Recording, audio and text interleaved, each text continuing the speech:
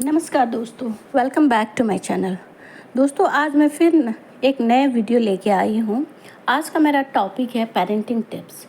हर माँ बाप अपने बच्चे को एक बेहतरीन परवरिश देना चाहते हैं, लेकिन कई बार जाने अनजाने में वे कुछ ऐसी गलतियां कर बैठते हैं जो रिश्ते में दूरियां बढ़ाने का काम करती है। एक बच्चे के लिए उसके माता पिता से ज़्यादा भरोसेमंद कोई नहीं होता। बच्चा अपने माता पिता द्वारा कही गई हर बात पर आंख बंद करके भरोसा करता है, लेकिन कई बार माता पिता द्वारा की गई कुछ गलतियां बच्चे के इसी भरोसे को तोड़ देती है।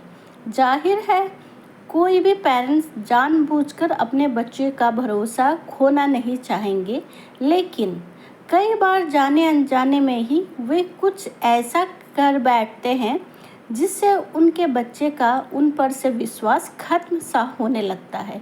बच्चे और पेरेंट्स दोनों के लिए ये स्थिति बहुत ही भयानक हो सकती है, क्योंकि एक बार बच्चे का विश्वास पेरेंट्स से ही उठ जाए तो वो आसानी से किसी भी बाहर वाले की बातों में आ सकते हैं।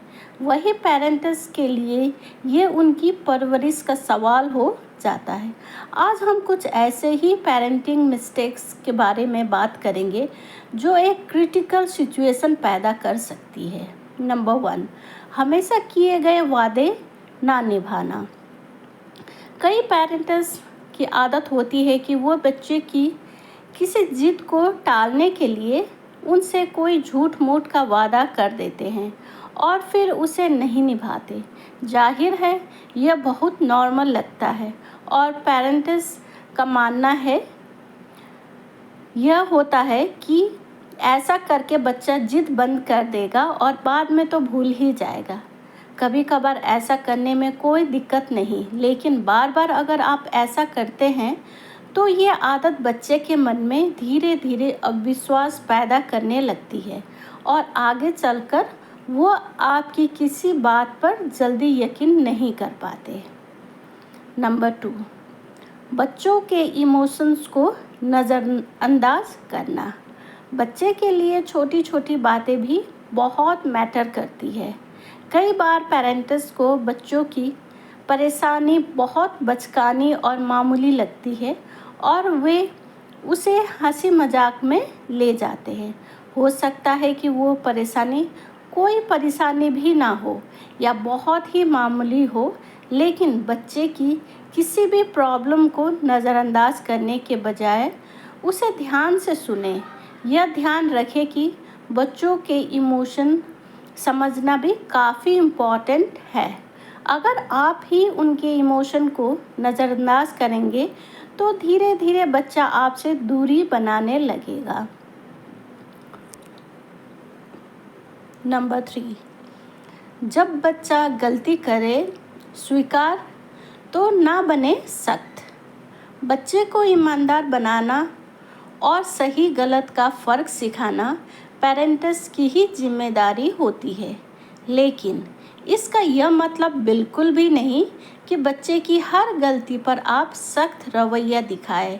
ख़ास तौर पर बच्चा जब अपनी किसी गलती को आपके सामने स्वीकार करे, तब उसे कोई सज़ा देने के बजाय उसके इस कदम की सराहना करें।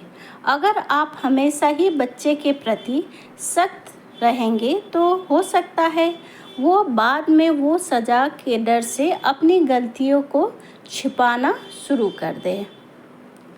नंबर 4, उनके सीक्रेट को रखें सीक्रेट। अगर आपका बच्चा आपसे अपना कोई भी सीक्रेट शेयर करता है तो उसे सीक्रेट रखने की ही कोशिश करें।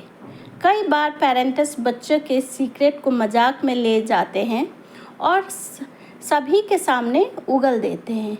ये बातें आपको भले ही नॉर्मल लगे और लेकिन ये बच्चे के दिमाग पर बहुत डीप असर डालती है। कहीं ना कहीं इससे उनका विश्वास ब्रेक होता है और वो आपसे अपनी बातें शेयर करने से बचते हैं। नंबर 5, दूसरों के सामने बच्चों की उलाहना देना। पेरेंट्स होने के नाते आप अपने बच्चे को उसकी गलतियों के लिए अकेले में डांट या समझा सकते हैं, लेकिन भूल कर भी दूसरे के सामने अपने बच्चे की गलतियों को उजागर ना करें। इससे बच्चे को शर्मिंदगी तो होती ही है और फिर उसके मन में पेरेंट्स के प्रति बुरी भावना भी आने लगती है। नंबर 6, अपनी गलतियों को भी करें एक्सेप्ट। पेरेंट्स से भी कभी कभी गलतियां हो जाती है। अगर आपसे भी कोई गलती हो गई है तो उसे बच्चों के सामने स्वीकार करने से कभी पीछे ना हटे। जब आप बच्चे के सामने अपनी गलती को एक्सेप्ट करते हैं तो बच्चे को भी अच्छा लगता है।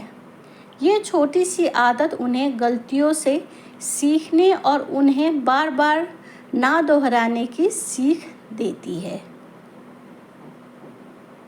नंबर 7, बार बार गलतियों को याद दिला कर ना करे शर्मिंदा। अगर बच्चे से कोई गलती हो गई है तो उसे एक बार एहसास दिला दे कि उसने गलती की है, लेकिन बार बार उस गलतियों को उजागर करके उसे शर्मिंदा ना करे। जब बार बार आप उसकी उन्हीं गलतियों को याद दिलाते हैं तो बच्चे के अंदर हीन भावना आने लगती है और कई बार वे अपने पेरेंट्स के खिलाफ ही सोचने लगते हैं। तो दोस्तों, आज का मेरा वीडियो इतना ही।